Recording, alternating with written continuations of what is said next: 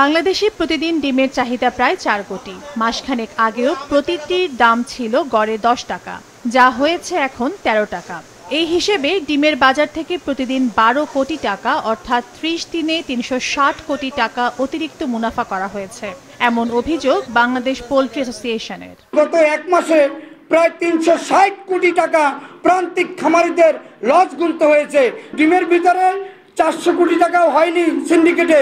Poultry feed আর মুরগির বাচ্চায় কিন্তু ৫,০০০ কোটি টাকা ছাড়িয়ে গেছে। এটা আমরা চ্যালেঞ্জ করে বলতে পারি। দাম নির্ধারণ করেন। সকালে ঢাকা রিপোর্টার্স ইউনিটিতে ডিম সিন্ডিকেট এবং কর্পোরেটের দৌরাত্ম্য বন্ধের দাবিতে সংবাদ সম্মেলন করে পোল্ট্রি অ্যাসোসিয়েশন। ডিমের বাজারে অস্থিরতার জন্য তেজগাঁও ডিম ব্যবসায়ী সমিতিকে দায়ী করছে তারা। যেভাবে একটি ডিমের উৎপাদন করে 9.5 টাকা থেকে 10.5 টাকা, সেখানে আমাকে বিক্রি করতে বাধ্য করে 60 টাকায়।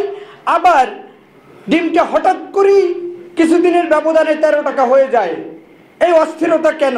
এই সিন্ডিকেটকে ধরতে হবে এবং এই সিন্ডিকেটের সাথে যুক্ত আছে প্রধানত আপনার পোল্ট্রি ফিড এবং মুরগির বাচ্চা সিন্ডিকেটে যুক্ত কর্পোরেট কোম্পানিগুলো এবং বাজার অব্যবস্থাপনার সুযোগ নিয়ে এই ডিম সমিতিগুলো সারা দেশব্যাপী একইভাবে তারা বাজার নিয়ন্ত্রণ করেন।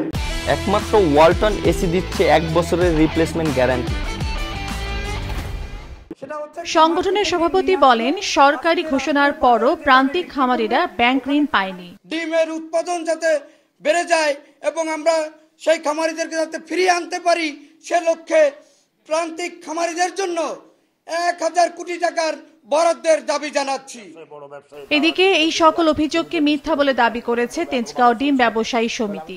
1 তারিখ থেকে কথা আমাদের নামে ক্লেম করছে, এটা সম্পূর্ণ ভুল। তেজগাঁতে মাত্র 15 থেকে 16 লক্ষ ডিম বিক্রি করা হয়। সারা বাংলাদেশে ডিম উৎপাদন আছে 4 কোটির উপরে। 4 কোটির উপরে ডিমের 15-16 লাখ ডিমে কি 4 কোটি ডিমে নিয়ে ইয়ে করতে পারে? নেগোশিয়েশন করা সম্ভব? উনি তো কোনো পোল্ট্রি অ্যাসোসিয়েশন নেতাই না, ওনার পোল্ট্রি কোথায়? ওনার পোল্ট্রি তো নাই। ওনার ভক্ত অধিদপ্তরের ডিজি সাহেব নিয়ে উদ্বোধন করে ডিম সেল করার জন্য তেজগাঁ থেকে উনি ডিম নিয়ে উনি বলো কুমিল্লা প্রান্তিক খামার থেকে নিয়ে আসছে। তেজগাঁর অনেকে ওনার কাছে টেও পাবে, অনেক কিছু টাকাও পাবে। বারবার বাড়ি তেজগাঁ নিয়ে ক্লেম করতেছে উনি অযথা। উনি প্রমাণ দেখা কোথায় তেজগাঁ সমস্যাটা কোথায়? 2022 সালে আগস্টের 1 তারিখ পর্যন্ত আমরা তখন বাজার তেজগাঁ রেট করতাম। যখন ভক্ত অধিদপ্তর থেকে বলছে যে না, এটা সরকারি নিষেধে এভাবে রেট করা যাবে না। 2022 সালে আগস্টের 1 তারিখের পরে থেকে কিন্তু আমরা কোনো রেট এখানে তেজগাঁ করি না। এবং এখন যেটা নিয়ে আসি আমরা ক্রয় করি, যেটা নিয়েছি তার থেকে আমাদের 30 টাকা প্রফিট দিয়ে আমরা সেল করি। পোল্ট্রি অ্যাসোসিয়েশনের আরও অভিযোগ, সিন্ডিকেট করে মুরগির বাচ্চা বিক্রিতে কর্পোরেট কোম্পানিগুলো 1 মাসে প্রায় 1300 কোটি টাকা হাতিয়ে নিয়েছে। পাশাপাশি পোল্ট্রি ফিডের বাজার থেকে তুলে নিয়েছে প্রায় 4000 কোটি টাকা। তাবাসসুম আহমেদ, মাছরাঙা সংবাদ, ঢাকা।